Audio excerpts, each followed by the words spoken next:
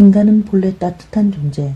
이 책의 대전제는 인간은 본래 따뜻하다라는 인식입니다. 흔히 성선설이라고 하죠. 인간의 심성이 본래 따뜻할까? 참 어려운 주제입니다.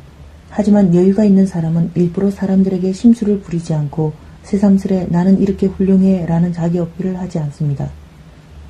굳이 자신의 훌륭함을 주장할 필요가 없는 것입니다. 위대한 사람은 겸허하니까요. 그렇게 생각하면 인간은 본래 따뜻한 것 같다는 생각이 들기도 합니다. 또 성선설과 성악설의 삶의 방식을 모두 살펴보면 인간은 본래 따뜻하다라고 믿는 쪽이 살아가기 쉽다는 사실을 느끼게 됩니다. 또한 저는 다양한 활동을 통해 인간은 따뜻한 존재라는 사실을 꾸준히 체험하고 있습니다. 이는 건강할 때나 아플 때도 마찬가지입니다. 아픈 사람은 얼핏 게으르게 보일 수도 있지만 사실은 아프다는 핸디캡을 안고 있으면서도 그 누구보다 건강한 사람입니다. 그런 관점으로 바라보면 마음이 따뜻해지는 다양한 경험을 할 수 있고 화를 내는 사람은 난처해하는 사람이라고 관점을 전환하게 되어 마음이 편안해집니다. 대체 우리는 어떤 경우에 행복을 느낄까요?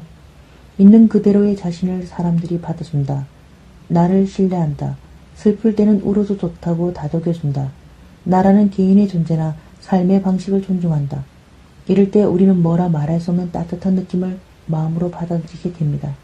이 따뜻함이야말로 그 무엇으로도 대체할 수 없는 인생에서 얻을 수 있는 최고의 보물입니다. 그리고 이 보물을 마주하면 우리의 본질이 따뜻하게 보이는 것이 아닐까요? 또 이렇게 믿는 편이 확실히 살아가기 쉽습니다. 성선설이 참인지 거짓인지는 모르지만 우리에게는 그쪽이 편하고 유용하기 때문에 인간의 심성이 본래 따뜻하다고 믿고 살아갑시다. 확실히 사람은 저마다 다른 존재입니다. 타고난 것도 다를 뿐더러 지금까지 살아온 방식도 다릅니다. 하지만 제가 환자를 진찰하거나 자원봉사 활동인 AH에 참가했을 때 오히려 사람들은 그렇게 다르지 않은 존재라고 느꼈습니다. 표면적인 다양함은 인간의 다양성을 나타내는 것이며 사람에게는 각자의 삶이 있다고 가르쳐줍니다. 그와 동시에 누구나 할 수 있는 일을 하며 노력하는 것이 인간이라는 사실도 가르쳐주지요. 언뜻 보면 매우 부적절한 짓을 저지르는 사람이라도 어쩌면 그것이 그 사람 나름의 최선일 수도 있습니다. 어렸을 때 학대당한 사람은 경계심을 가지고 최대한 상처받지 않으려 하고 무섭다라는 감정이 자극받아 한순간에 공격적으로 변하는 경우도 있습니다. 이 또한 최선의 행동입니다. 어떤 때라도 각자가 열심히 살아간다는 사실을 인정하면 이상한 시선으로 바라볼 필요가 없습니다. 그동안 불행한 일을 겪어서 이상한 행동을 할 수도 있지만 열심히 살아간다는 것은 그 누구도 다르지 않을 것입니다. 그래도 사람의 다양성을 받아들이지 못하는 집단이 있습니다.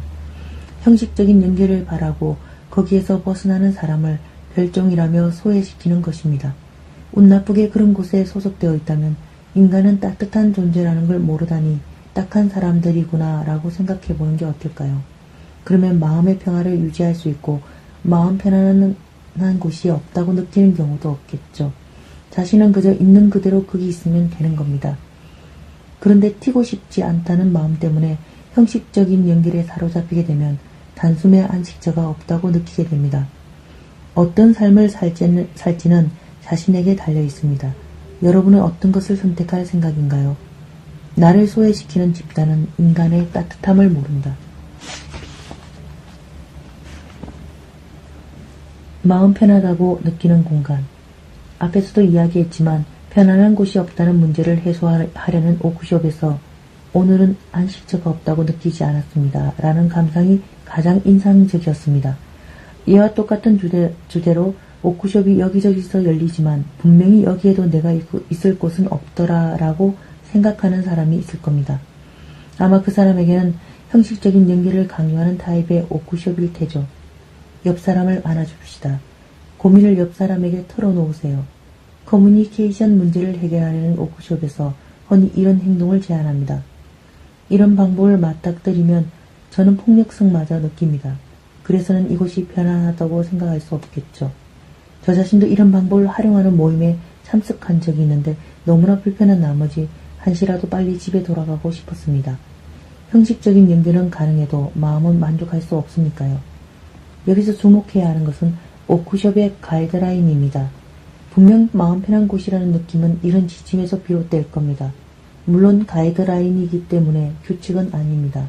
누군가 가이드라인을 무시한다고 해서 그 사람을 배제하지 말고 또 가이드라인을 따를 수 없던 자신을 탓하지 않아도 됩니다. 목표는 어디까지나 노력을 기울이는 것뿐입니다.